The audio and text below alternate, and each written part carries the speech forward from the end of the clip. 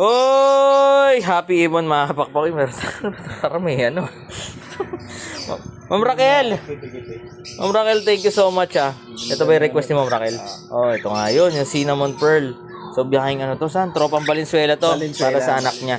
Labas tayo sa Ma'am Raquel, thank you so much again for trusting Dan Sibunan. Ayun. Wow! Saan pa video nga ako? Again, kung first time nyo kami napanood dito sa Facebook, YouTube, or TikTok man, this is your Kieran, only sa Dan Sibunan. Kwento ang iba at kung ano ba na-miss ko kayo, kapakpak. Yung weekends, wala tayo. Nasa bulubundukin tayo ng Tanay. Ay, Tanay ng Batangas. Ma'am Raquel, thank you so much. Cinnamon Pearl, ang ganda. Located po tayo sa 37 Consuelo Street, Marolas, Valenzuela City.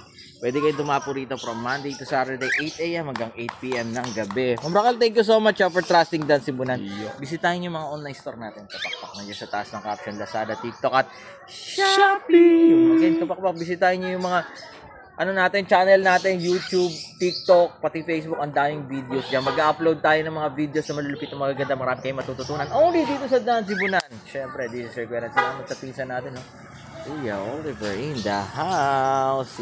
Saan? Siyempre, lagi nila tatandaan, mas masayang buhay. Pag may ibon sa bahay. Hoy, saan? Mas malipay tamo kalingaw og nailanggam sa balay. Yun, life is Matawa happier. sa kalaay. Uy, life is happier with birds. At home. home. God bless sa lahat. Bye-bye. Ma'am Raquel, thank you so much. Bye.